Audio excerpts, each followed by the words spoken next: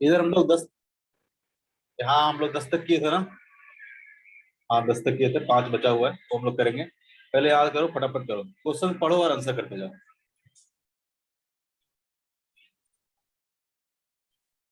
चलो पहला क्वेश्चन पढ़ो। An external influence which change or tends to change the state of rest or uniform motion of body or its dimension is called. क्या होगा पहला का answer?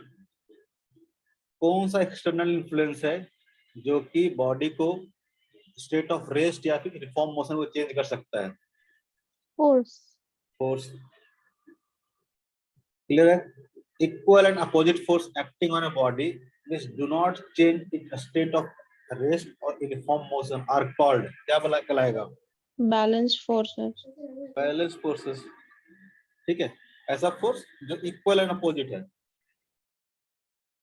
वो क्या करेगा? किसी भी स्टेट को चेंज नहीं करेगा, किसी भी स्टेट चेंज नहीं करेगा। नेट फोर्स कितना हो गया? 0 हो गया। नेट फोर्स 0 मतलब क्या बोलते हैं इसको? बैलेंस फोर्स बोलते हैं। ठीक है। Unequal and opposite forces acting on a body which change its state of rest or uniform motion is called, क्या होगा इसका उल्टा? Unbalanced force. Unbalanced force. कितना आसान है। Force of friction always acts in the direction. आपको पता है फ्रिक्शन फोर्स कैसा लगता है? हमेशा opposite to the direction of applied force. फिलहाल के तो ठीक है।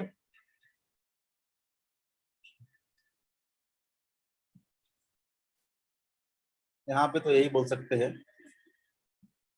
ठीक है, फ्रिक्शन फोर्स क्या होगा? Opposite to the direction of applied force. फिलहाल के लिए इतना याद रखो, आगे जब हम लोग 11 तो देखने तो अलग होगा थोड़ा सा। Question number 5, when balance force act on a body the body क्या बोथ होगा? A and B.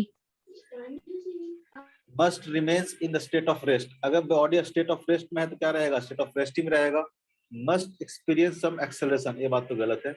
Must continue moving with uniform velocity if already in motion. Obvious है, ए एंड बी दोनों क्या है? सही है।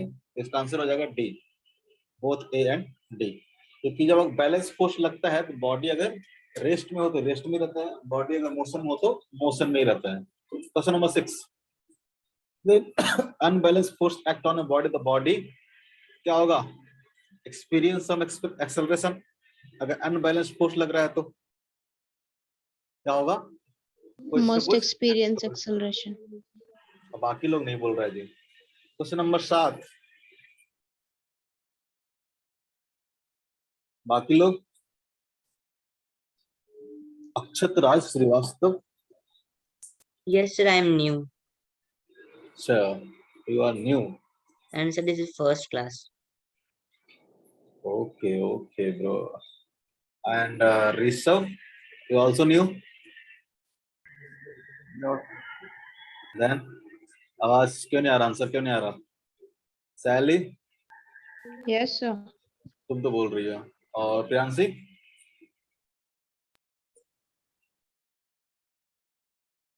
ठीक है, तो तुमने कहीं स्कूल स्कूल नहीं पढ़ा क्या? Boy who is new boy? Rishabh. Rishabh नहीं, अक्षत। अक्षत, Yes, तुमने sir. स्कूल में कुछ नहीं पढ़ा क्या? स्कूल में कोर्सेज के बारे में? Sir, पढ़ा? तो आंसर दो, पढ़े तो क्या? यहाँ पे नहीं हो तो Yes, क्या sir. होगा? Yes, sir, they अभी ज्वाइन किए थे। Okay okay.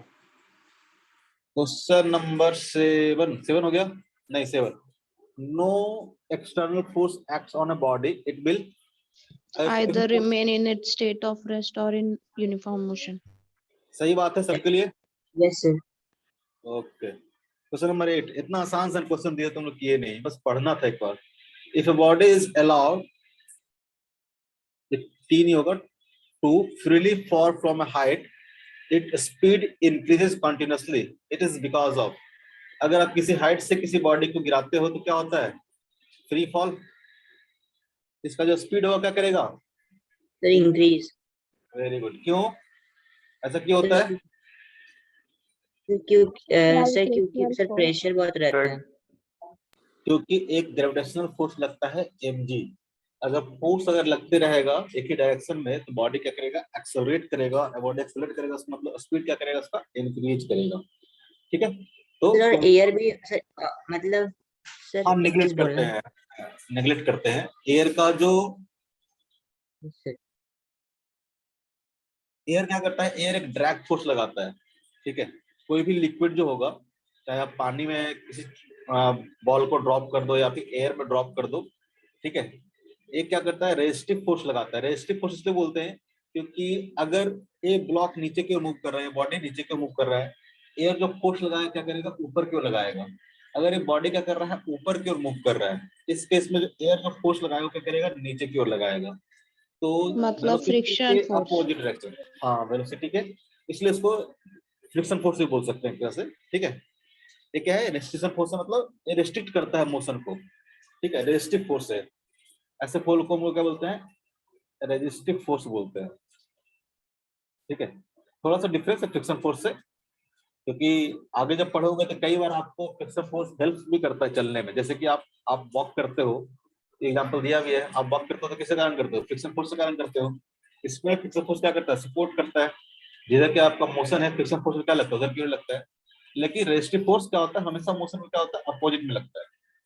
इसको ड्रैग फोर्स भी बोलते हैं, ड्रैग फोर्स, ठीक है। तो हम लोग ये सब चीजें जब हम लोग 11 12 में पढ़ेंगे तब बात करेंगे। अभी के लिए हम लोग एयर का जो फोर्स है उसको क्या करते हैं, नेग्लेक्ट करके चलते हैं, ठीक है। एयर का रेस्टिव फोर्स क्या करते हैं, नेग्लेक्ट करके चलते हैं। क्लियर है। तो air does not exert friction force. Air क्या करेगा, फ्रिक्शन फोर्स तो एग्जर्ट करेगा ही करेगा, ठीक है, करेगा। करेगा। Magnetic force of the earth increase. Magnetic force का कोई मतलब नहीं है। मैग्नेटिक फोर्स तभी लगेगा जब पार्टिकल क्या हो, चार्ज हो या फिर पोल पे अगर हो। क्या आपको मैग्नेट हो तभी लगेगा। सिंपल बॉडी हो तो मैग्नेट फोर्स पर लगेगा। सर जब अगर फ्रिक्शनल पोल फोर्स, पे हो तो ये मैग्नेट थोड़ा ना है, मैग्नेटिक फोर्स तो क्या लगता है, तो yes sir, magnet, yes sir, ये मैग्नेट है। मैग्नेट नहीं ना। Gravitational force of the earth इनके ग्रेविटेशनल फोर्स, ठीक है। यस।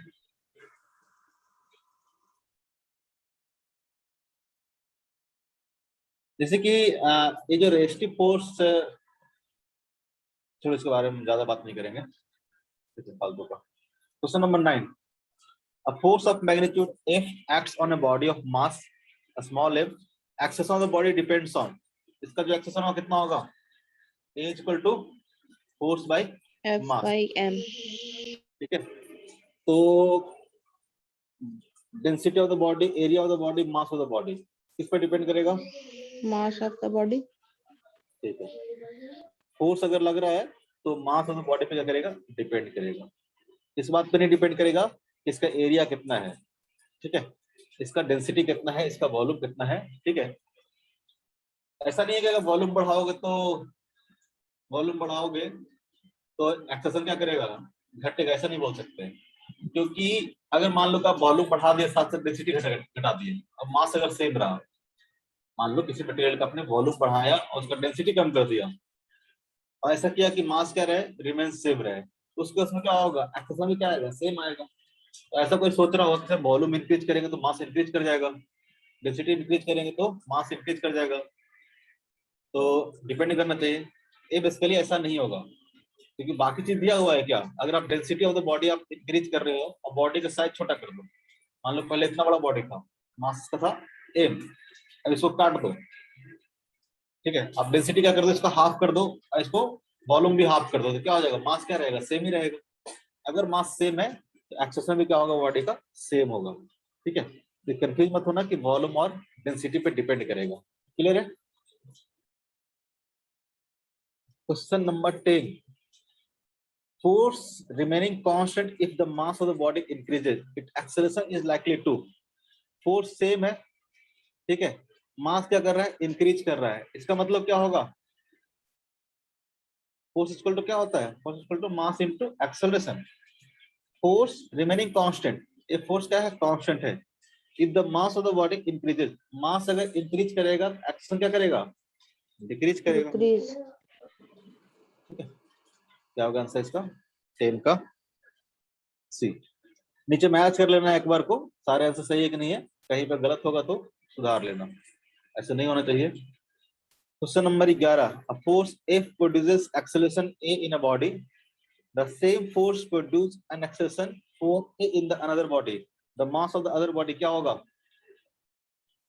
सेम फोर्स लग रहा है दो अलग अलग बॉडी पे, इसे फोर्स F लग रहा है, इसे फोर्स क्या लग रहा है? F लग रहा है। इसमें एक्सेलरेशन कितना है? A है, और इसमें कितना है? 4A है। अभी बताया फोर्स अगर कांस्टेंट है तो एक्सेलरेशन बढ़ेगा तो मास क्या करेगा? डिक्रीज करेगा। ठीक है, अगर एक्सेलरेशन 4 टाइम्स हो गया तो मास क्या हो गया होगा? 4 times less than the mass of another body. 4 times less than the, very good. 12 number बताओ। When a running motorbike accelerates suddenly, the balanced rider has tendency to fall backward. किसके कारण ऐसा होता है? अगर कोई बाइक चला रहा है, ठीक है, बाइक कैसा होता है? Third law of motion. First law of motion, inertia, inertia of rest. याद आया कुछ? Yes, sir. क्या होगा ये? अगर आप ट्रेन में बैठे हो, बाइक बनाना नहीं आ रहा मेरे को, आप ट्रेन में खड़े हो, ठीक है, और ट्रेन आगे बढ़ता है तो क्या करता है? आप पीछे की ओर, आपको झटका लगता है ना पीछे की ओर। क्यों ऐसा होता है? तो इनर्शिया ऑफ रेस्ट के कारण बॉडी पे अगर सडन फोर्स अप्लाई करोगे तो बॉडी अपना तुरंत स्टेट चेंज नहीं करना चाहेगा। रेस्ट में था तो रेस्ट में रहना चाहेगा।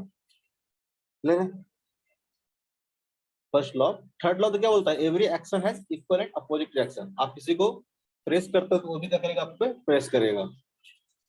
ठीक है, क्वेश्चन नंबर 13 फटाफट बताओगे, पढ़ते जाओ आंसर देते जाओ, देखता हूँ कौन कौन देता पहले। अब बहुत क्वेश्चन करा दिया। क्वेश्चन नंबर 13 14 पढ़ते जाओ और आंसर मार्क करते जाओ, देखते हैं कौन पहले देता है आंसर।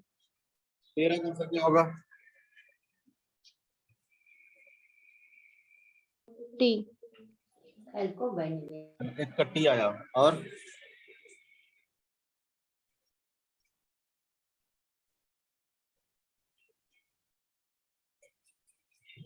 एक पढ़े हैं S equal to U T plus half A T square.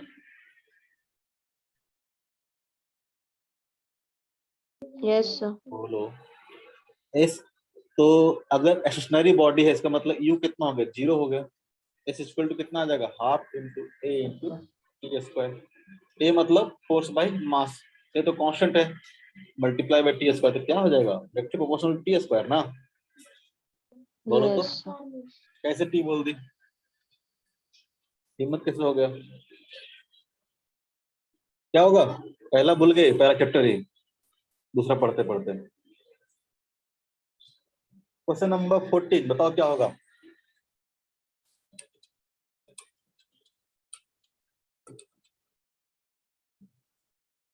Combined effect of mass and velocity. Momentum. Momentum. फटाफट बोलो। ऐसा यूनिट ऑफ मोमेंटम कितना हो जाएगा? Newton. न्यूटन। क्यों?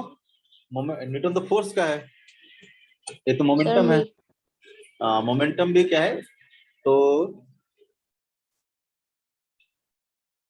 मोमेंटम क्या है? तो mass into velocity.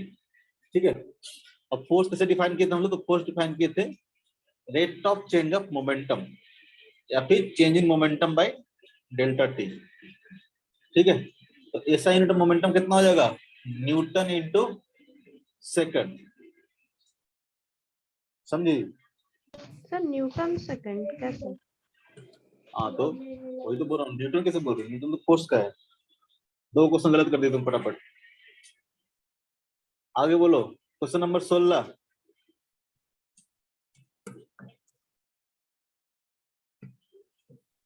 Inertia. Inertia. ठीक है, वेरी गुड। क्वेश्चन नंबर 17 बताओ कि कौन सा टेंडेंसी होता है जिससे यूनिफॉर्म मोशन और यूनिफॉर्म रेस्ट में रहे? तो इनर्शिया होता है फर्स्ट लॉ। क्वेश्चन नंबर 17 बताओ। First law of motion. First law of motion. Very good. Question number 18 बताओ। फटाफट इसको करेंगे, फिर हम लोग अगले क्लास से शुरू करेंगे वर्क पावर एनर्जी।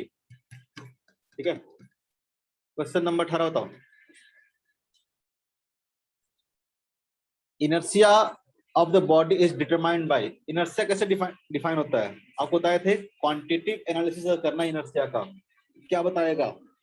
मास क्या होता है इसको याद रखोगे, आपको बताया भी है कि अगर क्वांटिटिवली देखोगे किसी बॉडी का इनर्शिया ज्यादा है, इसका मतलब क्या होगा? उसका मास क्या होगा? ज्यादा होगा।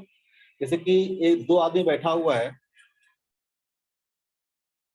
ठीक है, इस ट्रेन पे मान लो कि दो आदमी बैठा हुआ है, एक मोटू है एक पतलू है, ठीक है, एक पतलू है एक मोटू है। अगर मान लो कि सडन ये क्या करता है? एक्सेलेरेट करता है, किसको झटका ज्यादा लगेगा? सर पतलू को। पतलू को क्या करेगा? ज्यादा झटका लगेगा। लगेगा कि नहीं लगेगा? क्योंकि इसका इनर्शिया कम है, कम है, क्योंकि इसका मास क्या है? कम है, ठीक है, इसका इनर्शिया क्या होगा? कम होगा, तो इसको क्या झटका ज्यादा लगेगा, ठीक है, क्योंकि अपना जो स्टेट ऑफ रेस्ट है उसको मेंटेन करने का टेंडेंसी क्या हो जाएगा? इसके पास कम हो जाएगा। इनर्शिया कम है मतलब जो टेंडेंसी था उसको उसको वो क्या हो जाएगा? उसका कम हो जाएगा मेंटेन करने का। आप ऐसे भी देख सकते थे कि मान लो कि एक मोटू है एक पतलू है, दोनों मूव कर रहा है 5 मीटर पर सेकंड से, ठीक है। अब दोनों को मान लो कि रोकना है फोर्स लगा के, ठीक है, सेम फोर्स लगाना है आपको और सेम टाइम इंटरवल में रोक देना है। तो सेम फोर्स अगर मान लो लगा रहे हो, मान लो 10 मीटर का फोर्स लगा रहे हो, कौन जल्दी रुकेगा? सर मोटू। मोटू जल्दी रुकेगा, यस सर। पतला वाला जल्दी रुकेगा, क्योंकि इसका इनर्शिया क्या है? कम है ना। इसका इनर्शिया अगर कम है, इसको स्टेट ऑफ मोशन को मेंटेन करने का जो इनर्शिया है, टेंडेंसी हो क्या है? कम है। कैसे कम है? आप देखो, इसमें जो रिटार्डेशन होगा, जिसका रिटार्डेशन ज्यादा होगा वो क्या करेगा? जल्दी रुकेगा। तो इसका जो रिटार्डेशन होगा क्या होगा? तो फोर्स बाय मास, इसको फोर्स अगर 10 मीटर लगा रहे हो तो फोर्स बाय क्या होगा? मास। इसका मास अगर कम है तो इसका जो रिटार्डेशन होगा क्या होगा? ज्यादा होगा। इसका रिटार्डेशन देखोगे तो क्या हो जाएगा? तो फोर्स बाय मास, इसका मास क्या है? ज्यादा है, इसका जो रिटार्डेशन होगा क्या होगा? कम होगा। यानी इस पे देखोगे तो इसका जो रिटार्डेशन होगा वो क्या होगा? 2 मीटर पर सेकंड स्क्वायर, ठीक है। चलो इसका मास मान लेते हैं, मास मान लेते हैं, इसको 5 केजी मान लेते हैं, इसका मास मान लेते हैं 10 केजी, ठीक है। इसका जो रिटार्डेशन होगा कितना होगा? तो 1 मीटर पर सेकंड स्क्वायर। इसका रिटार्डेशन कम है मतलब क्या करेगा? ये धीरे धीरे रुकेगा ना, ये क्या करेगा? जल्दी रुकेगा। इसका मास कम होने से इसके पास इनर्शिया क्या था? कम था। इसका जो इनर्शिया है मतलब स्टेट ऑफ मोशन को मेंटेन करने का जो टेंडेंसी है वो क्या होगा? इसके पास कम होगा। क्या होगा? कम होगा। दोनों केस में, यहाँ भी क्या होगा? टेंडेंसी मेंटेन करने का कम होगा, यहाँ भी टेंडेंसी मेंटेन करने का क्या होगा? कम होगा। तो जिसका मास ज्यादा होगा उसका इनर्शिया क्या होगा? ज्यादा होगा। इनर्शिया ज्यादा होने का मतलब समझते हो कि जिस भी स्टेट में रहेगा उसी स्टेट में वो रहना चाहेगा। इनर्शिया का मतलब यही है। इसका इनर्शिया ज्यादा है तो ये मोशन में क्या करेगा? ज्यादा अपने आप को मेंटेन करना चाहेगा स्पेस में। क्लियर है? तो मास से आपको इनर्शिया के बारे में आइडिया लगेगा। क्लियर है? Yes, sir. क्वेश्चन नंबर 19 फटाक से बताओ, मोमेंटम कैसा क्वांटिटी है? Vector quantity. क्वेश्चन नंबर 20,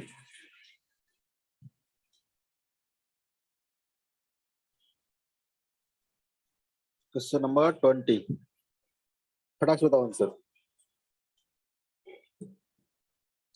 दो बॉडी है, एक का मास है 2m, एक का वेलोसिटी क्या है? 5v। अनदर बॉडी है q जिसका मास कितना है? 8m, वेलोसिटी कितना है? इतना। मोमेंटम क्या होगा? 5 × 2 10 और 8 × 1.25 कितना होगा? 10 होगा कि नहीं होगा? मास इंटू वेलोसिटी, इसका मोमेंटम, मास इंटू वेलोसिटी, इसका मोमेंटम 1.25। तो 12 × 8 कितना होता है? नहीं, 125 × 8 कितना हो जाएगा? 1000 हो जाएगा ना। तो ये कितना हो जाएगा? 10।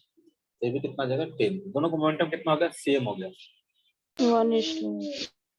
दोनों का क्या हो गया? सेम हो गया। ठीक है।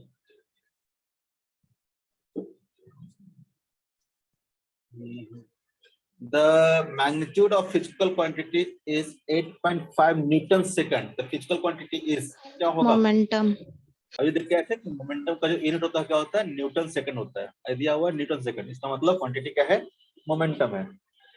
There is a rubber ball and a stone ball of the same size. If both balls are at rest, rubber ball has more inertia than the stone ball. किसका ज्यादा इनर्शिया होगा? दोनों का सेम साइज है, rubber का और stone का। ठीक है, ये रबर बॉल है, स्टोन बॉल है, किसका इनर्शिया ज्यादा होगा? Stone ball. दोनों का stone size ball. Very good, जिसका दोनों का साइज सेम है मतलब डेंसिटी पे डिपेंड करेगा। इसका डेंसिटी क्या होता है? Yes sir. ये है स्टोन का ज्यादा होता है रबर स्टोन। से। ठीक है, क्वेश्चन नंबर 22 का आंसर हो गया आपका stone B. Ball has B. Question number 23, आपको बताया था कि ब्रांच ऑफ ट्री को अगर आप कंटिन्यूअसली अगर सेक करते हो तो उसमें जो लिव्स है या फिर जो भी उसमें फल है, रूट्स है, वो क्या करता है? नीचे गिर जाता है। क्यों? एग्जांपल देखो था, अगर ये ब्रांच है और यहाँ से मान लो कोई आम का फल लटका हुआ है, ठीक है, आप इसको कस के झकझोरते हो, झकझोरना समझता हो ना, हिलाते हो, तो अगर सेक करते हो तो क्या होता है? यहाँ से ब्रेक करके नीचे आ जाता है। क्यों ऐसा होता है?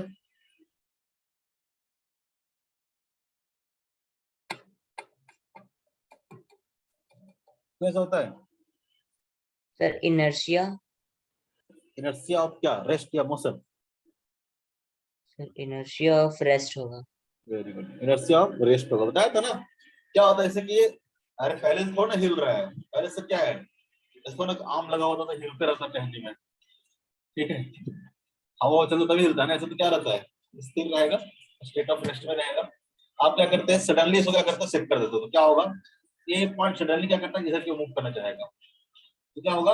ये पहले से क्या था? रेस्ट में था, अभी सडनली क्या करेगा? इधर पे जाना चाहेगा, ये अपने आप को रेस्ट में मेंटेन करना चाहेगा। अगर मान लो रेस्ट में आपने तेजी से कर दिया तो झटका लगेगा तो क्या करेगा? एक पॉइंट यहाँ से ब्रेक कर देगा। अब इधर कर दो या फिर इधर कर दो, उसके इसमें क्या होता है? ब्रेक कर जाता है। क्लियर है? Inertia of rest. ठीक है, when a driver of a fast moving car suddenly apply a brakes, the passenger in the car कैसे मूव करेगा? All Backward, forward. all forward। अगर इसका उल्टा होता है कि when drivers of moving car suddenly apply acceleration, अगर मान लो कि आप 5 मीटर पर सेकंड से मूव कर रहे हो, ठीक है, और सडनली क्या किया? ड्राइवर ने एक्सेलरेट किया, इसका वेलोसिटी कर दिया 10 मीटर पर सेकंड, उस केस में क्या होगा? Backward. बैकवर्ड। ठीक है, ऐसा नहीं है कि मूव कर रहे हो तो पीछे ही की ओर जाएगा। ठीक है, डिपेंड करेगा, क्या आपने स्पीड और बढ़ा दिया क्या होगा? पीछे की ओर। आपने ब्रेक लगा दिया क्या होगा? आगे की ओर। ठीक है, तभी तो बस में आगे पीछे होते रहते हैं। क्वेश्चन नंबर 25 बताओ क्या होगा?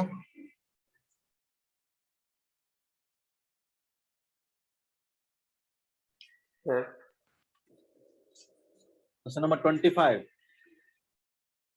नीचे कीजिए ना, दिख नहीं रहा क्वेश्चन। नीचे करें और बड़ा करें क्या? नहीं सर ठीक है। अपने आप मोबाइल में जूम कर सकते हो तुम लोग। Question number 25, this is the incorrect statement.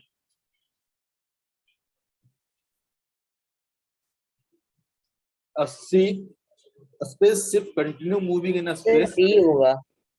with uniform acceleration, with uniform speed, sorry, with uniform speed because no force of friction due to air acts on it। ठीक है, इनकरेक्ट पूछा है, ये तो करेक्ट हुआ ऑब्वियस है, space में किसी भी तरह का एयर नहीं है। एयर होता तो क्या बात था, स्पेस में जाना कितना आसान हो जाता। नहीं, कोई भी एयर वहां पे नहीं, कोई भी मटेरियल नहीं होता स्पेस में। ठीक है, तो एयर तो वहां पे है नहीं, तो एयर का फ्रिक्शन तो क्या है? सही बात है कि नहीं होगा। ये स्टेटमेंट क्या है? सही है। No force of friction due to the earth acts on it. Earth क्यों एक्ट करेगा? ये तो गलत स्टेटमेंट है। No force of gravitation acts on it. ठीक है, ग्रेविटेशन हमेशा एक्ट करेगा, यस सर। सर क्योंकि अर्थ के पास है इसलिए। नहीं, no force of gravitation. Sir हाँ बोलो, जैसे कि हम लोग पढ़ते हैं ना कि स्पेस में फ्री स्पेस हो जाता है, मतलब कि स्पेस में देखते हो तो कोई ग्रेविटेशनल फोर्स एक्ट नहीं करता, यही पढ़ते हैं। लेकिन अगर देखा जाए तो किसी भी दो बॉडी के बीच में, ठीक है, किसी भी दो बॉडी के बीच, हाँ बोलो, ग्रेविटेशनल फोर्स क्या होगा, हमेशा एक्ट करेगा। लेकिन जैसे जैसे डिस्टेंस बढ़ते जाएगा उसका इफेक्ट क्या होता है, कम कम होते जाता है। जैसे कि कोई भी स्पेसशिप अगर मूव कर रहा है तो इसकी क्या होगा, ग्रेविटेशनल फोर्स एक्ट करेगा करेगा, उसका वैल्यू बहुत कम हो जाएगा। तो अपने को क्या रहेगा कि फ्री, मतलब ग्रेविटेशन फ्री है। अब बोलो तुम, बोलो सर से निकल गया जी। मास इसका जीरो नहीं होगा। सर ये भी करेक्ट होगा। मास सर। हाँ बोलो सर से निकल जाता है। सर 24 नंबर में फॉल फॉरवर्ड ना होगा। फॉल फॉरवर्ड क्यों होगा, बैकवर्ड होगा ना। सर वो Sir, breaks अब apart ब्रेक होगा। है ना। हाँ हाँ सही है, फॉल फॉरवर्ड ही बोलेंगे हम लोग। ठीक, मैं यहाँ मार दिया सर, फॉल तो फॉरवर्ड ही बोला था। क्वेश्चन नंबर 25, क्वेश्चन नंबर 25 पर तो इसमें दिक्कत नहीं ना है, आगे की ओर गिरेगा, ठीक है। It mass is zero in space, कभी भी बॉडी का मास जीरो नहीं होगा। ये क्या है, गलत स्टेटमेंट है, ठीक है। ये क्या है, गलत स्टेटमेंट है। कभी कोई बॉडी को कहीं उठा के ले जाओ, मास जीरो नहीं होता है, ठीक है। वेट भले जीरो हो जाता है, वेट क्या हो जाएगा, जीरो हो जाएगा। मास और वेट में डिफरेंस है कि नहीं है, मास एंड वेट में क्या है, डिफरेंस है। वेट क्या होता है तो mg होता है, और मास क्या है, m है। तो वेट एक तरह से फोर्स है, वेट क्या है, फोर्स है। जिस फोर्स से अर्थ क्या करता है, अपने ओर अट्रैक्ट करता है, तो फोर्स को क्या बोलते हैं हम लोग, वेट बोलते हैं, ठीक है। तो वेट हम लोग न्यूटन में बोलते हैं, 10 न्यूटन 15 न्यूटन। मास हम लोग केजी बोलते हैं। मास कभी चेंज नहीं होता, किसी बॉडी का मास कहीं भी ले जाओ चेंज नहीं होता, ठीक है।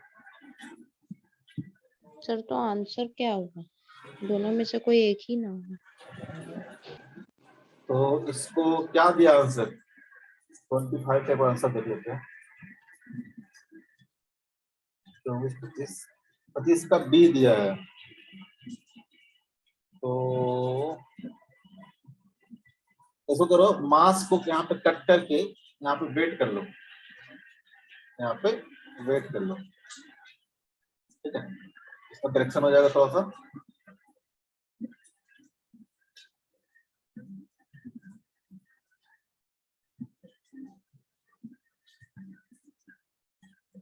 ठीक है, वेट क्या हो जाएगा, जीरो हो जाएगा।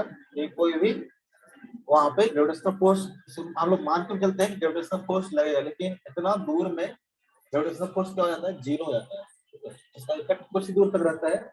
लेकिन अगर आइडियल देखा जाए तो कोई भी बॉडी अगर इनफाइनाइट डिस्टेंस पे भी रहेगा तो क्या करेगा, इसके बीच में ग्रेविटेशनल फोर्स लगेगा, ठीक है। लेकिन ग्रेविटेशनल फोर्स बहुत वीक फोर्स होता है, ठीक है। एक डिस्टेंस के बाद ग्रेविटेशनल फोर्स क्या होता है, जीरो हो जाता है, ठीक है। होगा भी 0.0000001, तो क्या फील करेंगे, तो फील हम लोग नहीं करेंगे, ठीक है। तो ये तो सिर्फ आठ के कारण हो गए। तो ग्रेविटेशनल फोर्स क्या हो जाएगा, स्पेस में से क्या होता है, जीरो हो जाता है, इसलिए ग्रेविटी फ्री फ्री करते हैं। तो ऑप्शन ए सही है, ऑप्शन सी भी क्या है, सही है। और इसको वेट कर लोगे तो ऑप्शन डी भी क्या हो जाएगा, सही हो जाएगा। मास रहेगा तो गलत हो जाएगा, मास कभी जीरो नहीं होता है, ठीक है।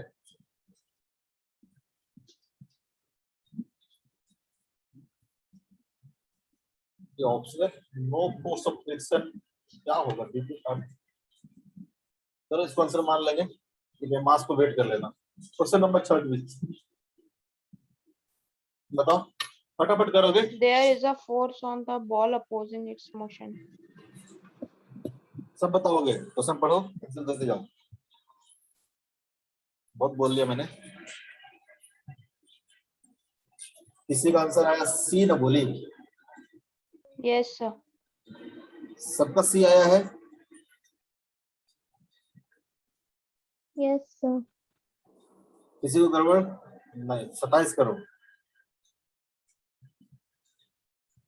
Both A, B. Force of a freely falling body is directly proportional to mass and acceleration. सबका डी आ रहा है? Yes, sir. Sir Very good.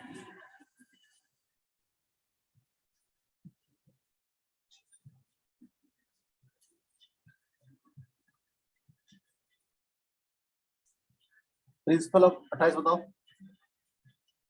Principal of conservation of linear momentum state that in the system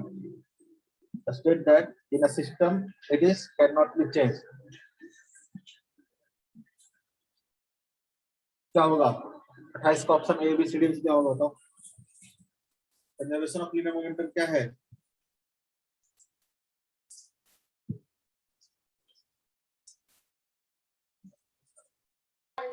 Cannot be changed. cannot be changed. System का हमने बताया था कि conservation of linear momentum में मान लो इसका मास है m1, इसका वेलोसिटी है v1, इसका मास है m2, इसका वेलोसिटी है v2। अगर जब तक कोई एक्सटर्नल फोर्स ना लगे, एक एक्सटर्नल अगर जीरो हो, इंटरनल की बात नहीं कर रहा था मैं, अगर एक्सटर्नल फोर्स जीरो हो तब क्या होगा? मोमेंटम क्या रहेगा? कंजर्व रहेगा। एक्सटर्नल फोर्स जीरो में मोमेंटम ऑफ द सिस्टम क्या रहेगा? कंजर्व रहेगा। अगर कोई फोर्स अगर अप्लाई कर देते हो तो उस केस में मोमेंटम कंजर्व नहीं रहेगा। तो मोमेंटम चेंज नहीं, कैन चेंज ऐसा नहीं बोल सकते। अगर एक्सटर्नल फोर्स जीरो हो गया तो सॉरी नॉट जीरो हुआ तो मोमेंटम क्या कर सकता है? चेंज कर सकता है। ये क्या गलत ऑप्शन है। Can be change if internal force act on it. एक कभी भी चेंज नहीं हो सकता है अगर इंटरनल फोर्स लग रहा है तो। इफ इंटरनल अगर फोर्स लग भी रहा है तब भी क्या होगा? सिस्टम का जो इंटरनल मोमेंटम है वो चेंज नहीं करेगा। मोमेंटम चेंज करने के लिए एक्सटर्नल फोर्स चाहिए। Can be changed if external force act on it. इसका आंसर क्या होगा? सही होगा। अगर एक्सटर्नल फोर्स लगेगा तभी मोमेंटम क्या करेगा? चेंज करेगा। ठीक है, अदरवाइज मोमेंटम क्या रहेगा? चेंज नहीं होगा। अदरवाइज मोमेंटम क्या होगा? चेंज नहीं होगा। क्लियर है? कंजर्वेशन ऑफ लिनियर मोमेंटम यही बोलता है। ठीक है, तो कैन बी चेंज्ड, ये तो फिर कंजर्वेशन कैसे हुआ? नन ऑफ द एबव होना चाहिए इसका आंसर। ये है कि principle of conservation of linear momentum state that in a system its can not be changed. यहाँ पे ऐड कर लो if external force is zero, तब हम लोग ऑप्शन ए को सही बोल सकते हैं। अदरवाइज ऐसे इसमें ऐड कर देना थोड़ा सा। ठीक है, इस क्वेश्चन में कि principle of conservation of linear, इसका आंसर क्या दिया है पहले अकाउंट में? कौन सा क्वेश्चन नंबर था? 28. 28 का ए दिया है। तो ए दिया है तो इसमें क्या करोगे आप? थोड़ा सा चीज ऐड कर लोगे। First of all can not B change if external force act on it is zero. आप ऐड कर लोगे external force act on a Sir, external force या net force? External force, net external force. ठीक है, external force से बोलते हैं इसका मतलब होता है नेट एक्सटर्नल फोर्स। ठीक है, जब भी हम लोग एक्सटर्नल फोर्स बोल रहे हैं इसका मतलब हम लोग नेट एक्सटर्नल फोर्स की बात कर रहे हैं। तो आप ऐसे भी लिख सकते हो इफ नेट एक्सटर्नल फोर्स, ज्यादा करेक्ट हो जाएगा। If net external force act on it is zero. ये आपको होगा conservation of linear momentum. 29 Acts action on the reaction same force. body. Third law नहीं पढ़ाया क्या तुम लोग को? नहीं सर। तभी ऐसा बोल रही थी। थर्ड लॉ नहीं पढ़ाया है ना? ओके, सेकंड लॉ ही चल रहा था तुम लोग का। लॉ ऑफ कंजर्वेशन चल रहा था, हाँ, लगभग second law। खत्म ही हो गया था। हाँ सेकंड लॉ तो खत्म हो गया था, थर्ड लॉ तो छोटा सा है, ठीक है। तो यहाँ तक तो हो गया है। पहले हम लोग क्या करेंगे, थर्ड लॉ पढ़ेंगे, ठीक है। थर्ड लॉ ज्यादा देर का टाइम नहीं है, अभी तो टाइम है ना अपने पास, 20 मिनट बचेगा तो बता देना। ऐसा करते हैं पहले थर्ड लॉ पढ़ लेते हैं, फिर हम लोग आगे बढ़ेंगे। इसी में कंटिन्यू करता हूँ, छोटा सा चीज है, इसी वाले में हम लोग कंटिन्यू कर लेते हैं। पहले third law,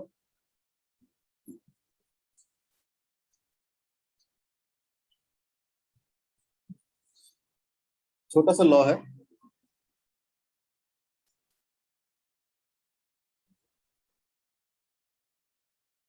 third law of motion.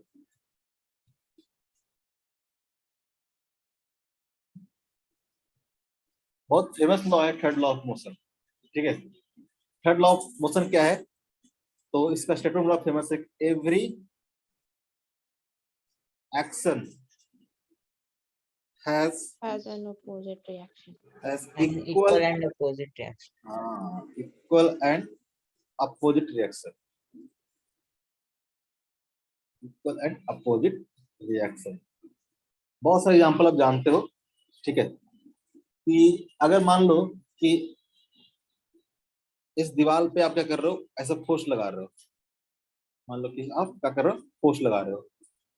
तो अगर आप दीवार पे फोर्स लगा रहे हो, दीवार क्या करेगा, आप पे भी फोर्स लगाएगा, ठीक है। आपने क्या किया है, इस दीवार को आपने ऐसे प्रेस किया है, ठीक है। दीवार क्या करेगा, आपको प्रेस करेगा इधर की ओर, ठीक है। दीवार क्या करेगा, आपको प्रेस करेगा इधर की ओर, ठीक है। तो आप इसको क्या बोल सकते हो, जैसे कि आपने इसको प्रेस किया, तो आप बोल सकते हो कि एक्शन फोर्स है। तो दीवार जो प्रेस करेगा उसे क्या बोलेंगे हम लोग, रिएक्शन फोर्स बोलेंगे, ठीक है। Every action has equal and opposite reaction. इसमें दीवार वाला दिख नहीं रहा है, ऐसा कर लेते हैं, सिंपल से एक ब्लॉक ले लेते हैं जिसका मास कितना है, एम है। मान लो किसी टेबल पर रखा हुआ है, ये हमारा क्या है, टेबल है। तो ये ब्लॉक क्या करेगा, ये ब्लॉक नीचे की ओर एमजी लगेगा, इस पे नीचे की ओर एमजी लगेगा। तो ये जो एमजी लग रहा है उसके कारण क्या कर रहा होगा, इस टेबल को क्या कर रहा होगा, प्रेस कर रहा होगा। अगर आप कोई ब्लॉक लेकर ऐसे खड़ा रहोगे तो ब्लॉक क्या करता है, आपको नीचे की ओर प्रेस करता है। जितना ज्यादा वेट होगा उसका, उतना ही वेट से क्या करेगा, नीचे की ओर प्रेस करेगा। इस पे देखोगे तो ब्लॉक जो है वो क्या कर रहा है, इस पे एमजी फोर्स क्या कर रहा है, नीचे की ओर लगा रहा है, ठीक है। एमजी फोर्स क्या कर रहा है, नीचे की ओर लगा रहा है। तो टेबल क्या करेगा, तो टेबल क्या करेगा, ब्लॉक पे ऊपर की ओर फोर्स लगाएगा। इसको हम लोग नॉर्मल फोर्स भी बोलते हैं। क्या बोलता है, नॉर्मल फोर्स। ये देखोगे, ये जो नॉर्मल होगा वो क्या होगा, एमजी के बराबर होगा। आप इसको अगर एक्शन बोलोगे, एक क्या हो जाएगा, रिएक्शन हो जाएगा। किसी को भी एक्शन बोल सकते हैं, आप किसी को भी रिएक्शन बोल सकते हैं। अगर आप इसको रिएक्शन बोलते हो, अगर आप इसको एक्शन बोलते हो, कोई जरूरी नहीं है कि इसको एक्शन बोलेंगे कि रिएक्शन बोलेंगे। अगर इसको एक्शन बोलोगे तो क्या हो जाएगा, रिएक्शन हो जाएगा। क्या हो जाएगा, रिएक्शन हो जाएगा। तो एक्शन रिएक्शन पेयर होता है कि एक्शन क्या हुआ, किसी को भी एक्शन बोल सकते हो, किसी को भी रिएक्शन बोल सकते हो। कि ये ब्लॉक क्या किया, तो टेबल पे क्या किया, नीचे की ओर फोर्स लगाया, इसको हम लोग ऐसा बोलते हैं। ये क्या किया, टेबल पे फोर्स लगाया। तो ब्लॉक जो है, जो ब्लॉक ए है वो क्या कर रहा है, टेबल पे फोर्स लगा रहा है, ठीक है। मैं इसको एक्शन बोल लेता हूँ फिलहाल के लिए, ठीक है। ये हमारा क्या हो जाएगा, रिएक्शन हो जाएगा। आप इसको भी रिएक्शन बोल सकते हो, इसको भी एक्शन बोल सकते हो, किसी को भी बोल सकते हो। फिलहाल के लिए मैं एक्शन फोर्स मान लेता हूँ। किसी एक फोर्स को एक्शन बोलेंगे, एक्शन फोर्स क्या हो जाएगा, तो फोर्स, ऐसे गलत हो जाएगा लिखना, ऐसे ऐसे लिखता हूँ, if action force is force by block A on table, then reaction क्या हो जाएगा, then reaction force is normal force by table on block. जरा ध्यान देना क्या लिख रहा हूं मैं। अगर मैंने इसको एक्शन माना, इसलिए मैंने इफ लगा दिया, if this is the action, तो अगर ये एक्शन फोर्स है तो एक्शन फोर्स कहां पे अप्लाइड हो रहा है, action force acting on the table. ये क्या कर रहा है, टेबल पे लग रहा है। तो रिएक्शन फोर्स क्या लग रहा है, तो टेबल लगा रहे हैं ब्लॉक पे, ध्यान देना। ये जो टेबल है, टेबल पे जो फोर्स लगा हुआ क्या है, एक्शन फोर्स है। मैंने माना है ये क्या हमारा एक्शन फोर्स है, ये हमारा क्या हुआ, एक्शन हुआ। तो जो रिएक्शन हुआ, और रिएक्शन कहां पे लगा, ब्लॉक पे। तो एक्शन एंड रिएक्शन दोनों क्या होता है, इक्वल होता है, अपोजिट होता है। इक्वल इन द सेंस मतलब इसका जो मैग्नीट्यूड होगा उतना ही क्या होगा, इसका मैग्नीट्यूड होगा, n इक्वल टू mg। लेकिन डायरेक्शन देखोगे तो डायरेक्शन क्या होगा, अपोजिट होगा। अगर मैग्नीट्यूड की बात करेंगे तो मैग्नीट्यूड क्या होगा, सेम होगा, ठीक है, लेकिन अपोजिट इन डायरेक्शन होगा,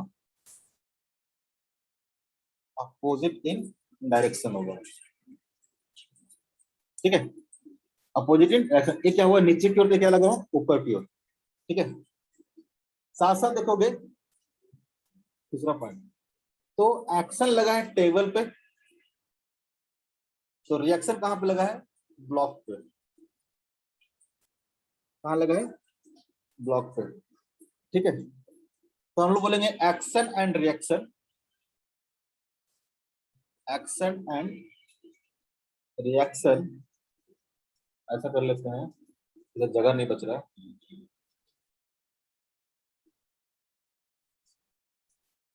इंपॉर्टेंट पॉइंट करके देखोगे इसको।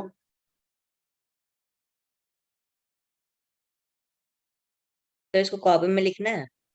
हाँ हाँ लिखना है इसको, ऐसे पीडीएफ भेजूंगा, तो जहां पे हम लोग कल पढ़ रहे थे वहीं पे पढ़ लेना, लिख लेना।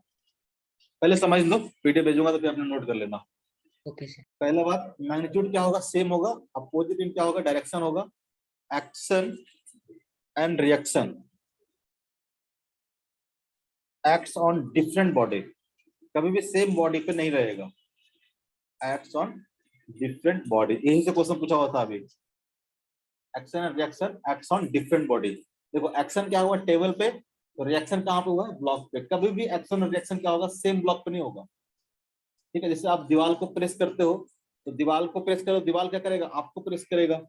आपने अगर एक्शन किया है, आपने दीवार को प्रेस किया है, तो दीवार क्या करेगा, आपको प्रेस करेगा। तो एक्शन दीवार पे लग रहा है, रिएक्शन क्या लग रहा है, आप पे लग रहा है, ठीक है। और भी एग्जांपल ले सकते हो, जैसे कि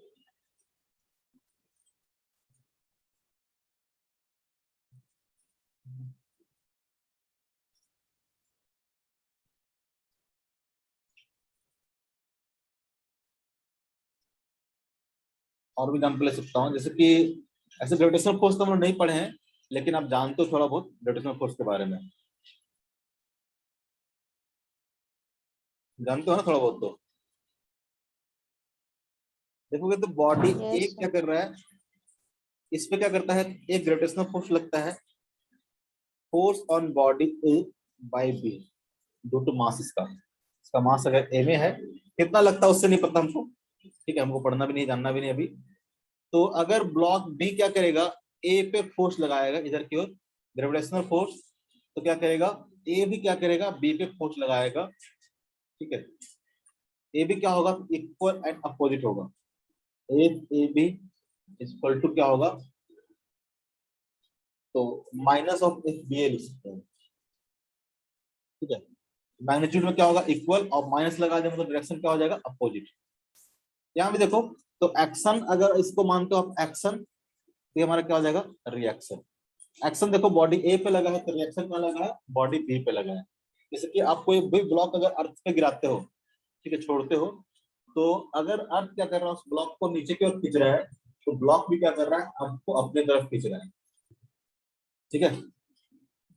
अगर ये मान लो अर्थ है, और यहाँ से कोई बॉल अगर गिर रहा है, उसका मास अगर एम है, इसका मास क्या है, कैपिटल एम है, अर्थ अगर इसे खींच रहा है, इसको भी, अर्थ को भी क्या कर रहा होगा, ये ब्लॉक क्या कर रहा होगा, उतना ही फोर्स से खींच रहा होगा। ये अगर फोर्स अगर अर्थ को एक लगा रहा है, उतना ही फोर्स से क्या कर रहा होगा, अर्थ को अपनी तरफ को खींच रहा होगा। क्लियर है। लेकिन अर्थ अपने को दिखता नहीं है इसकी तरफ मूव करते हुए, ये ब्लॉक को दिखता है इधर की आते हुए, लेकिन अर्थ नहीं दिखता है किसकी तरफ जा रहा है, क्यों, दोनों को सेम फोर्स लगा रहा है। अगर इसका एक्सेलरेशन देखोगे तो कितना आ जाएगा, दोनों का फोर्स सेम है, डिवाइड बाय क्या हो जाएगा, मास ऑफ द। इसका एक्सेलरेशन होगा कितना होगा, फोर्स डिवाइड बाय मास। ये मास क्या होता है कंपेयर टू अर्थ क्या होता है, बहुत ही कम होता है। इसका एक्सेशन अपने को दिखता है, इसका जो एक्सेशन है अर्थ का नहीं दिखता है। अर्थ का मास क्या है, बहुत ज्यादा है। फोर्स तो सेम लग रहा है, फोर्स तो सेम लग रहा है, लेकिन इसका एक्सेशन दिखेगा नहीं। दूसरा वर्ड क्लियर है? Yes, sir. जैसे मान लो कि कोई रफ सरफेस पे, सर क्वेश्चन है क्या क्वेश्चन है? सर, आप जो ऊपर लिखे हैं sir, F force A B is equal to minus force A B, sir इसमें माइनस का साइन क्यों दिए हैं? Opposite and equal and opposite. Equal मतलब क्या होगा, दोनों सेम होगा मैग्नीट्यूड। नेगेटिव साइन दे तो मतलब क्या होगा, अपोजिट हो गया ना।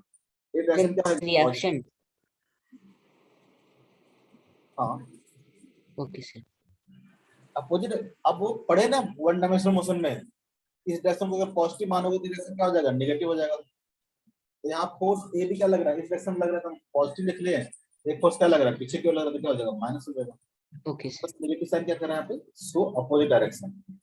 अब मान लो कि एक ब्लॉक है, उसके ऊपर टेबल के ऊपर एक ब्लॉक रख दिया और सरफेस कैसा है, रफ है। ऑब्वियसली अगर एक ब्लॉक आगे की ओर मूव करेगा तो फ्रिक्शन फोर्स लगेगा ना। ये ब्लॉक अगर आगे की ओर मूव कर रहा है वी वेलोसिटी से, तो क्या होगा, इस पे फ्रिक्शन फोर्स लगेगा पीछे की ओर। ठीक है, अपोजिट लगता है। ए ब्लॉक अगर आगे जा रहा है फ्रिक्शन क्या लगेगा, पीछे की ओर लगेगा। तो टेबल पे भी क्या लगेगा, तो टेबल पर फ्रिक्शन फोर्स क्या लगेगा, आगे की ओर लगेगा। लगेगा कि नहीं लगेगा, लगेगा। अरे ये दोनों ब्लॉक Yes, अगर sir. एक, तो क्या होगा, हमेशा रिलेटिव मोशन में क्या करता है, अपोज करता है। तो पहला ब्लॉक अगर आगे की ओर जा रहा है तो फ्रिक्शन फोर्स क्या लगेगा, पीछे की ओर लगेगा। और नीचे का जो टेबल है उसको क्या कहेगा, आगे की ओर लगेगा। ए भी क्या है, एक्शन रिएक्शन है। इसको अगर आप एक्शन बोलते हो, किसी को भी एक्शन बोल सकते हो, किसी को भी रिएक्शन बोल सकते हो। क्या हो जाएगा, रिएक्शन हो जाएगा। दोनों क्या होगा, इक्वल होगा, अपोजिट होगा। और देखना डिफरेंट डिफरेंट बॉडी पे लगेगा। एक क्या कर रहा है, ब्लॉक पे लग रहा है, ये वाला क्या लग रहा है, टेबल पे लग रहा है। तो हमेशा एक्शन और रिएक्शन क्या होता है, दो डिफरेंट डिफरेंट बॉडी पे लगता है। क्लियर है? Action and reaction both are of same kind, of same kind। कहने का मतलब क्या हो गया कि अगर एक एक्शन अगर ग्रेविटेशनल फोर्स है तो रिएक्शन भी क्या होगा, ग्रेविटेशनल होगा। दोनों क्या होगा, बोथ ग्रेविटेशनल। अगर एक ग्रेविटेशनल फोर्स है, दूसरा भी क्या होगा, ग्रेविटेशनल होगा। अगर एक फ्रिक्शन है तो दूसरा भी क्या होगा, फ्रिक्शन होगा। बोथ क्या होगा, फ्रिक्शन फोर्स होगा। सेम नेचर का होगा, ऑफ सेम काइंड, एक ही तरह का नेचर होगा फोर्स का। अगर एक नॉर्मल फोर्स है, दूसरा भी क्या होगा, नॉर्मल होगा। Both are normal force, both normal. अगर मान लो एक अगर इलेक्ट्रोमैग्नेटिक है तो दूसरा भी क्या होगा, इलेक्ट्रोमैग्नेटिक ही होगा। ठीक है, बोथ आर बोथ इलेक्ट्रोमैग्नेटिक। ठीक है, एक अगर मैग्नेटिक फोर्स है दूसरा भी क्या होगा, मैग्नेटिक फोर्स होगा। एक अगर इलेक्ट्रिक फोर्स है दूसरा भी क्या होगा, इलेक्ट्रिकल फोर्स होगा। सेम नेचर का होता है क्या, action and reaction pair. Clear है? जैसे यहाँ पे देखो फ्रिक्शन था तो रिएक्शन भी क्या हुआ, फ्रिक्शन हुआ।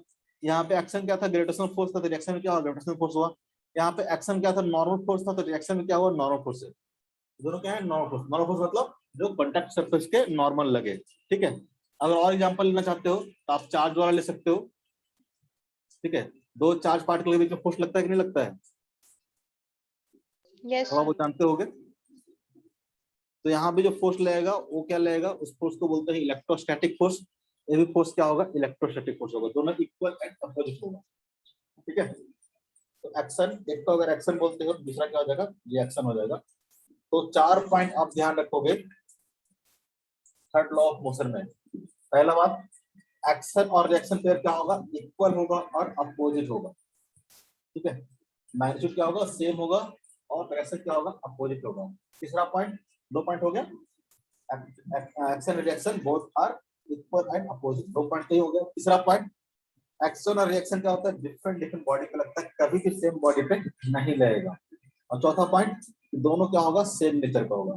क्लियर है? Yes, sir.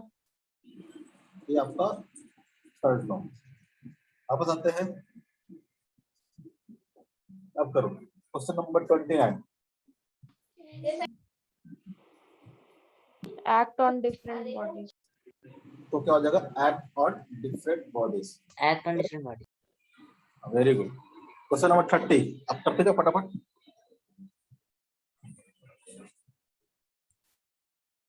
क्या होगा, a porter is carrying a weight of 20 meter on his head. If the force exerted on his head is taken as action, then the reaction force is exerted by, बताओ क्या होगा। The weight of earth. हमारे ये थी, the head on the weight. अगर ये माथे पे लेके, ठीक है, तो क्या कर रहा है, मूव कर रहा है, ठीक है। Force exerted on his head is taken as action। अगर ये क्या है, एक्शन है, इसका जो माथा है ये क्या कर रहा है, इस पे जो फोर्स लगा रहा है वो क्या है, हमारा एक्शन है, किस पे, ब्लॉक पे। तो रिएक्शन क्या होगा, तो ब्लॉक जो फोर्स लगाएगा किस पे, माथा पे, हेड पे, और ब्लॉक कितना फोर्स लगाएगा, m इंटू जी के बराबर होगा। तो जो रिएक्शन होगा क्या होगा, तो force by block on the head of the porter, ठीक है। then reaction force is exerted by the head on the bed। head on the bed तो क्या है, ये तो एक्शन है। the bed on the earth, ये नहीं, सर बी लग रहा है। the bed on the earth तो क्या होगा, bed on the earth क्या हो जाएगा, इसका mass plus mass of the man porter into g, ये हो जाएगा इसका वेट। ये रिएक्शन है, वो रिएक्शन है ये वाला, ठीक है। ये एक्शन है, ये हमारा क्या है, रिएक्शन है। इसका जो वेट होगा वो क्या होगा, रिएक्शन होगा, क्या होगा।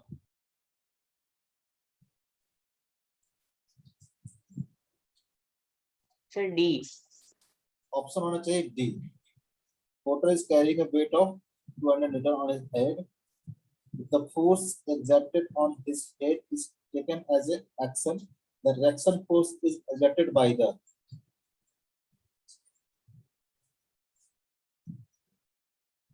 ये होगा ना, रिएक्शन फोर्स क्या होगा, नहीं क्या बोल रहे सर हैं, डी होगा सर। आप जैसे अर्थ लगा रहा है वेट पर तो रिएक्शन होगा। ये तो हमारा एक्शन हो सर गया। एक बार आंसर देख लीजिए। The porter is carrying a weight 200 meter on his head. So the action force on his head is taken as the action. The force exerted on his head. Force exerted on his, इसके द्वारा जब force लगाया जाएगा क्या लगाएगा, इसका wait ही लगाएगा। इसको तो हम लोग force exerted on his head is taken as a, अच्छा on his head यानी ये जो फोर्स लगा रहा है, ठीक है, इसके हेड पे, वो क्या है, एक्शन है, ये एक्शन है। ऑन हिज हेड पूछ रहा है ना, बाय द हेड नहीं, ऑन हिज हेड पे क्या हो जाएगा, एक्शन हो जाएगा। रिएक्शन क्या हो जाएगा, इसका जो हेड लगा रहा होगा, ठीक है, इसका हेड जो लगा रहा होगा ब्लॉक पे, ये क्या हो जाएगा, रिएक्शन हो जाएगा। तो reaction force is exerted by the head on the weight. इसका आंसर 30 का ए होना चाहिए, ठीक है, 30 का ए होना चाहिए। क्या दिया इसका आंसर, 30 का सी दिया है, इसको करेक्ट कर लोगे, ए होना चाहिए, ठीक है। ऑब्वियस है, रिएक्शन क्या होगा, ये अगर एक्शन है तो ये क्या हो जाएगा, the reaction force is exerted by the head on the weight, ठीक है। क्योंकि हम लोग हेड एंड वेट के बीच में देख रहे हैं ना, इस पे एक्शन कर रहे थे, क्या करेगा, रिएक्शन करेगा। क्लियर है, यस सर। ठीक है, इसको करेक्ट कर लोगे। तो सर अगर हेड पर उसका वेट जा रहा है और अगर मतलब हेड उसका कैपेबल नहीं है तो सर वो नीचे मतलब वो गिर जाएगा, तो सर उस पे अर्थ पे भी तो वेट जाएगा। नहीं होगा, मतलब इसमें कैपेबल की बात नहीं है, ठीक है। मतलब सर अर्थ पे भी तो वेट प्रेशर लग रहा होगा उसका। हाँ देखो, अगर आप यहाँ पे कुछ मास लेके खड़े हो तो क्या होगा, तो यहाँ पे देखोगे तो इसका मास अगर कैपिटल एम है, इसका मास अगर स्मॉल एम है, तो यहाँ पे एम प्लस एम इंटू जी लगेगा। इसको अगर आप एक्शन मानते हो ठीक है, तो ये अब एक्शन हो जाएगा, मास ऑफ द, मतलब ये एक्शन हो जाएगा कितना, ये जो मैन है कितना फोर्स लगा रहा है सरफेस पे, ठीक है। इसमें एक्शन हो जाएगा कि force exerted by the man on the ground, ये हमारा क्या हो जाएगा, एक्शन हो जाएगा। तो रिएक्शन क्या हो जाएगा, ये हो जाएगा by earth on the man, man जितना फोर्स लगा रहा है अर्थ पे वो हमारा क्या हो जाएगा, एक्शन। तो रिएक्शन क्या हो जाएगा, अर्थ जितना फोर्स लगा रहा होगा मैन पे। Sir clear? Earth on the weight, earth, sir अगर ऐसा क्वेश्चन रहता तो answer the earth on the weight होता। if the force exerted on his head is taken as a action, on his head पूछ रहा है ना, if the नहीं सर, अब force, जब एग्जाम, ये तो इसका तो पता नहीं, अब एग्जांपल दिया, आप अगर बॉडी का प्रेशर पड़ता है अर्थ पर तो सर उसके हिसाब से तो आंसर होना चाहिए, होता तो the earth on the weight होता। इतना कॉम्प्लिकेटेड क्या कर रहा है मुझे समझ नहीं आया। इस केस में पूछ रहा है क्या, ये सर इसी केस में पूछ रहे हैं। तो जगह earth on the weight, earth on the weight तो क्या कर रहा है, वेट पे तो mg फोर्स लगा रहा है ना, नहीं सर, अर्थ अगर ऑन द हम मैन होगा, बॉडी को एज अ वेट माने तो बॉडी को हाई वेट मान रहे हैं, बॉडी को ही वेट मान रहे हैं, तो जैसे वेट कि ऑन द अर्थ, अर्थ होगा ना सर फिर।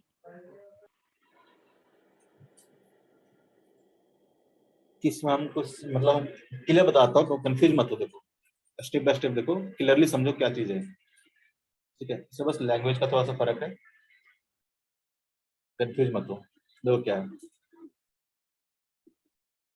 सिंपल हम मान लेते हैं, दो ब्लॉक मान लेते हैं, ठीक है, छोड़ो मैन और वेट, इसको आप मैन की तरह ट्रीट कर सकते हो, ये हमारा क्या हो गया, वेट की तरह ट्रीट हो गया, ये क्या है, अर्थ पे रखा हुआ, ठीक है।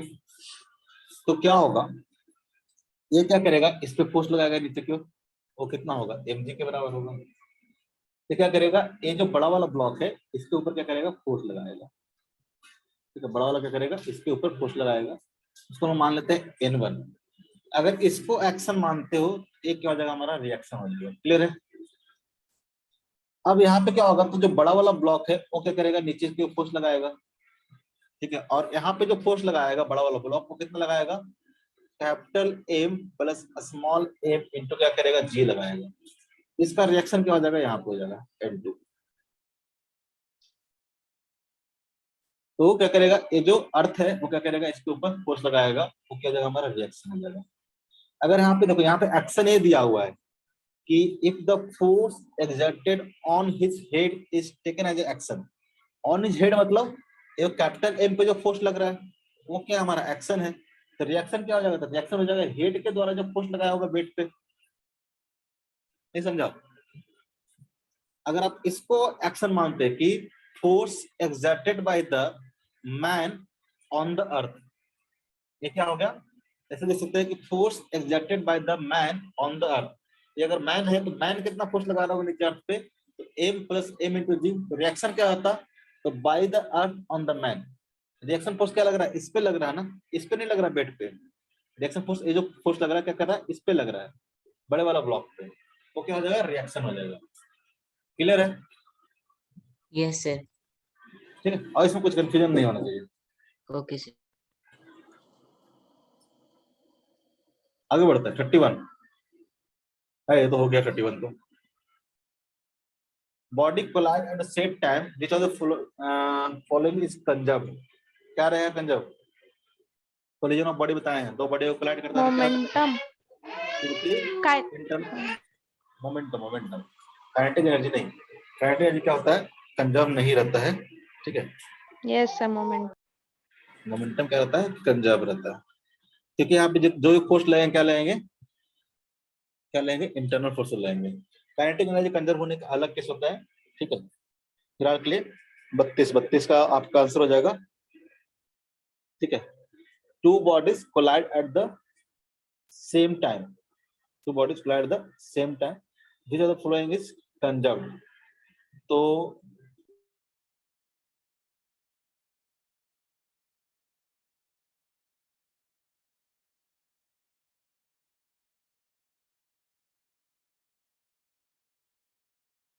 यस सर मोमेंटम सर आपका आवाज नहीं आ रहा है। हाँ हेलो हेलो। Yes, sir. हाँ Yes. क्या बोल रहा था मैं? अरे आवाज कट गया था बीच में। Yes, sir. मैं बोल रहा था कि two bodies collide at the same time. ठीक है, दो बॉडी क्या कर रहा है? कोलाइड कर रहा है। ठीक है, तो पूछता है कि which of the following is conserved. तो अगर मान लो कि m1 है, ये मान लो कि m2 है, तो कंजर्व क्या रहेगा? इस सिस्टम का मोमेंटम क्या रहेगा? कंजर्व रहेगा। मोमेंटम ऑफ द सिस्टम क्या रहेगा? कंजर्व रहेगा। ठीक है, तो which of the following is conserved, तो मोमेंटम क्या रहेगा? कंजर्व रहेगा। अब देखो काइनेटिक एनर्जी क्या होगा, तो काइनेटिक एनर्जी का लॉस हो सकता है। जैसे कि मान लो कि दो फुटबॉल बॉल लेते हो आप, आपस में क्या करता है? कोलाइड करता है। देखना कि एक फुटबॉल को क्या करता है? चिपक जाता है। मान लो डूइंग द कोलिजन देखोगे तो एक क्या होगा? इसे चिपक गया थोड़ा सा। ये जो बॉडी में डिफॉर्मेशन हुआ, उसके कारण क्या होता है? तो एनर्जी क्या हो जाता है? स्टोर हो जाता है। ठीक है, जो काइनेटिक एनर्जी है in the form of the deformation चला जाता है। ठीक है, क्योंकि आप डिफॉर्म किया तो उसमें कुछ उसका एनर्जी क्या हुआ? चेंज हुआ होगा। तो काइनेटिक एनर्जी कंजर्व नहीं रहता है। ठीक है,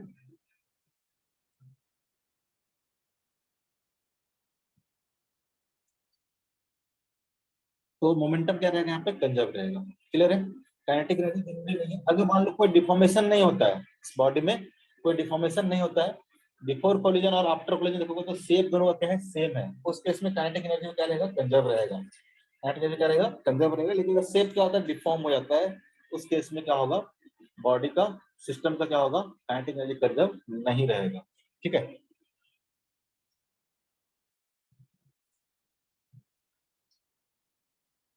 जिसे फॉलोइंग इज कंजर्व, तो क्या हो जाएगा? मोमेंटम हो जाएगा। 32 33 बताओगे? इम्पल्स नहीं पता क्या होता है वो। इम्पल्स नहीं पता? इम्पल्स तो बताया है ना। सर हम फर्स्ट क्लास मतलब आज मेरा फर्स्ट क्लास है।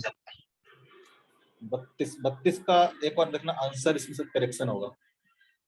32 का सी दिया है, इसको करेक्ट कर लो बी।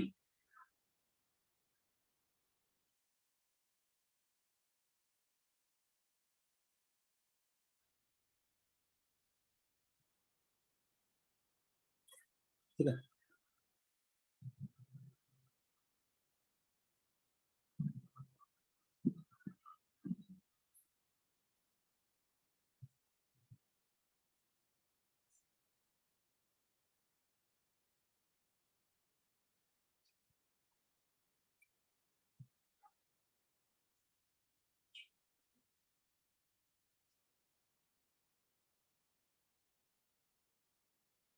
यहाँ पे आप इसे मेंशन कर लो, कंसीडर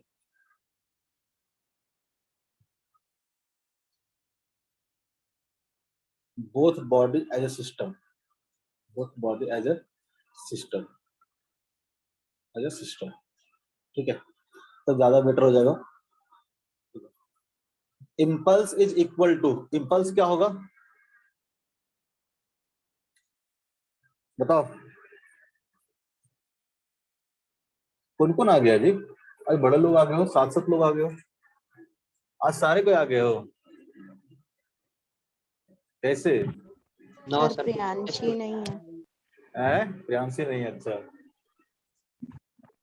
तो हाँ इम्पल्स क्या होगा बताओ, जो पढ़े हैं उनको बताओ। इम्पल्स क्या था? इम्पल्स पढ़ा है ना? Change in momentum. Impulse equal to क्या होता है? Change in momentum. नहीं बताया क्या? अरे इम्पल्स बताया है चेंज इन मोमेंटम,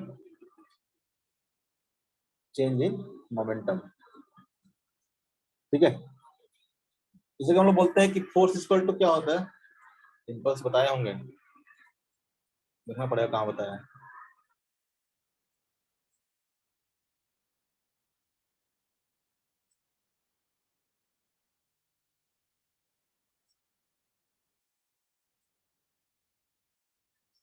इम्पल्स नहीं बताया है क्या?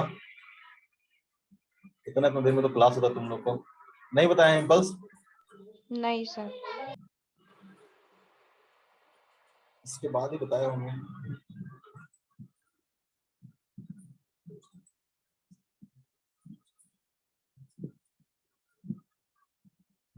यहाँ पे कहीं बताया नहीं इम्पल्स क्या होता है।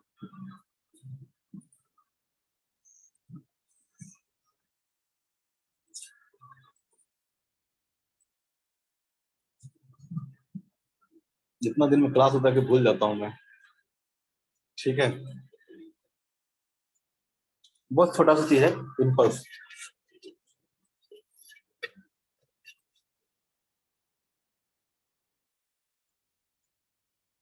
आपको बस डेफिनेशन जानना है। इम्पल्स हम लोग डिफाइन कैसे करते हैं, तो इसको हम लोग सिंबॉलिकली ऐसे लिखेंगे जे। क्या होता है, वेक्टर क्वांटिटी होता है। डिफाइन कैसे करते हैं, तो इम्पल्स इक्वल टू होता है change in momentum. Change in momentum, change in momentum इस डिफाइन एज कैसे होता है, इम्पल्स होता है। जैसे कि जब आप बोलते हो कि मान लो कि एक बॉडी है, ठीक है, एक बॉडी है, इसका मास था m और इसका वेलोसिटी था मान लो कि u। वेलोसिटी क्या था, u था। अब कुछ टाइम के बाद, ठीक है, इस बॉडी का मास तो m ही है और इसका जो वेलोसिटी हो गया क्या हो गया है, v हो गया है। पूछे कि बताओ इस पर कितना फोर्स लग रहा होगा, या फिर इसका मान लो कि फोर्स क्या लग रहा है, F लग रहा है। तो यहाँ पे देखोगे तो इनिशियल मोमेंटम कितना है,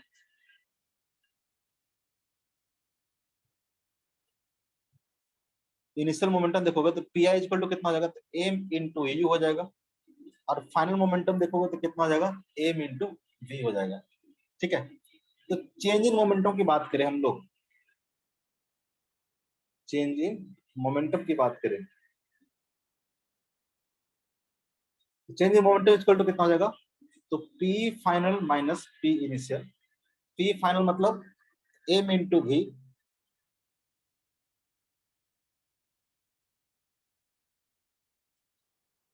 ठीक है, पी फाइनल का मतलब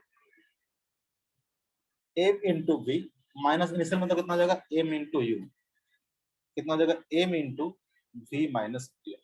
ये क्या होता है, चेंज इन मोमेंटम जो होता है इम्पल्स के बराबर होता है। ठीक है, impulse equal to,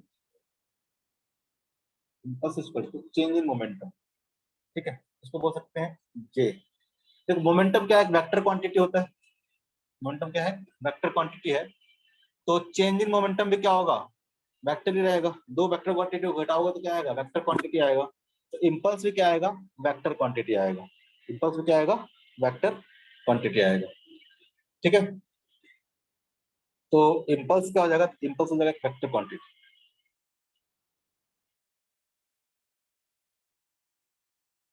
impulse is a vector quantity. ठीक है, अगर इसका यूनिट देखोगे तो यूनिट क्या हो जाएगा इसका, तो जो यूनिट इसका मोमेंटम का होगा वही क्या होगा, इम्पल्स का भी होगा।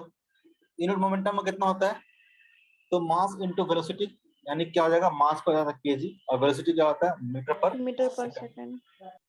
केजी मीटर पर सेकंड क्या हो जाएगा, इसका यूनिट हो जाएगा। केजी मीटर पर सेकंड क्या हो जाएगा, यूनिट हो जाएगा। ठीक है, तो आपको एक चीज पता है कि हमने डिफाइन किया था force equal to, force equal to क्या डिफाइन किया था, तो चेंज इन मोमेंटम,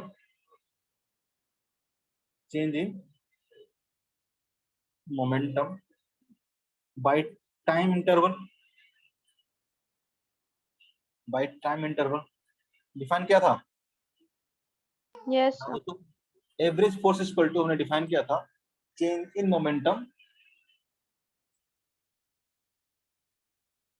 ये क्या हो गया, ये सब करेक्ट कर लेना, थर्ड लॉ ऑफ मोशन में कुछ कुछ क्या हो गया है।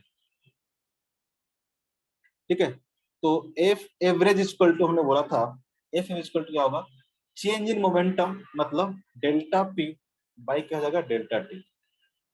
तो डेल्टा पी इक्वल टू क्या हो जाएगा, यानी change in momentum equal to हो जाएगा F average into by into delta T. Delta T. और डेल्टा पी क्या है, तो चेंज इन मोमेंटम कितना है, इम्पल्स के बराबर है, यानी क्या है, जे के बराबर है। इम्पल्स इक्वल टू क्या हो जाएगा, F average into delta T. F average into क्या जाएगा, डेल्टा टी हो जाएगा। क्लियर है, Yes, sir. F average into क्या हो जाएगा, डेल्टा टी हो जाएगा। ठीक है,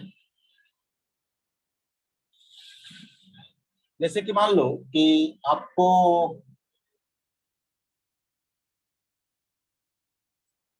ग्राफ पढ़ाया था, क्या चीजें ग्राफ पढ़ाया हूं आप लोगों को मोशन स्ट्रेट लाइन में। Yes, sir. अगर वेलोसिटी वर्सेस टाइम का मान लो कि ग्राफ दिया हुआ इस तरह से, अगर आपको डिस्प्लेसमेंट निकालना तो कैसे निकालते थे? Shortest distance. डिस्प्लेसमेंट ग्राफ में इसका एरिया निकाल बताए थे, इसका एरिया क्या Yes, sir. डिस्प्लेसमेंट देगा। ठीक है, तो ऐसा क्यों था? क्योंकि v इक्वल टू क्या था, v इक्वल टू था डिस्प्लेसमेंट अपॉन टाइम, ये था ना।